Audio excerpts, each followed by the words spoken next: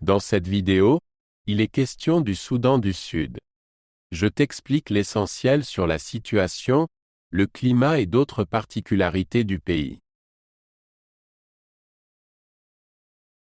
Le Sud-Soudan est situé en Afrique de l'Est et partage ses frontières avec le Soudan au nord, l'Éthiopie à l'est, l'Ouganda et le Kenya au sud et la République centrafricaine et la République démocratique du Congo à l'ouest.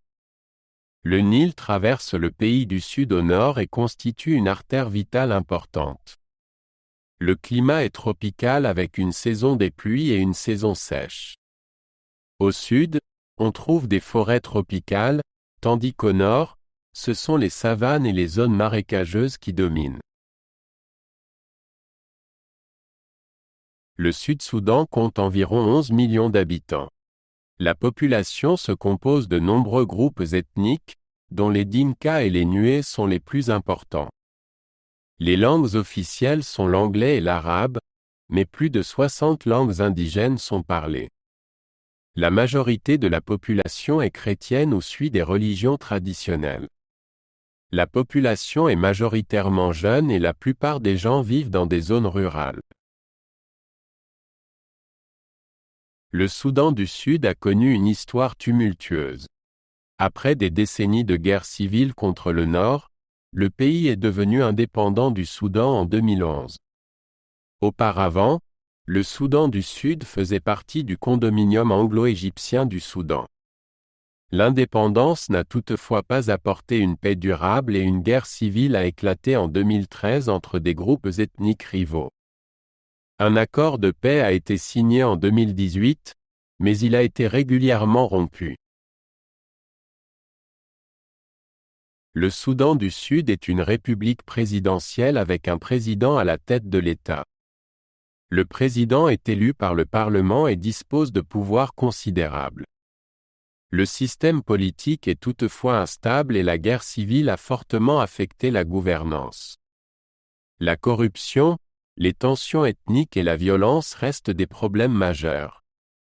En 2020, un gouvernement de transition a été formé pour faire avancer le processus de paix. L'économie du Sud-Soudan est fortement dépendante de la production de pétrole, qui représente environ 98% des revenus de l'État. L'agriculture joue également un rôle important, mais de nombreuses personnes ne pratiquent qu'une agriculture de subsistance. La guerre civile a entraîné la destruction des infrastructures et une forte inflation. De nombreuses personnes vivent dans la pauvreté et le chômage est élevé. Les organisations humanitaires internationales sont fortement engagées sur place. La culture du Sud-Soudan est variée et reflète les nombreux groupes ethniques.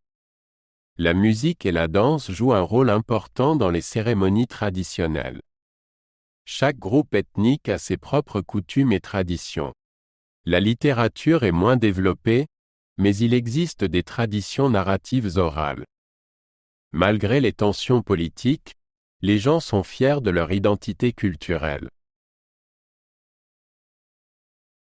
Das Bildungssystem im Südsudan ist wenig entwickelt. Die Alphabetisierungsrate liegt nur bei etwa 30% und ist damit der niedrigsten der Welt.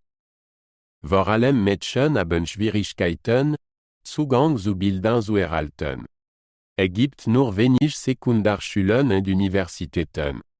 Viele Schulen wurden während des Bürgerkriegs zerstört.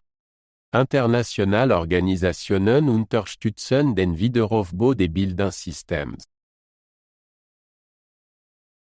Fußball ist der beliebteste Sport im Südsudan.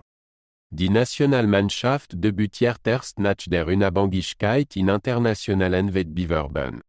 Leichtathletik und Basketball sind ebenfalls beliebt. Trotz der schwierigen Bedingungen gibt es eine wachsende Begeisterung für den Sport im Land. Einige südsudanesische Athleten haben in verschiedenen Sportarten international Erfolge gefeiert. Der Tourismus im Südsudan befindet sich noch in den Anfängen. Das Land verfüge doch über ein Recht Tierwelt et beeindruckende Landschaften. Der Süd, eines der größten Feuchtgebiete der Welt, ist ein Paradies für Vogelbeobachter. Auch Nationalparks wie der Boma Nationalpark bieten einzigartige Erlebnis. Aufgrund der politischen Instabilität ist es jedoch schwierig und oft gefährlich zu reisen.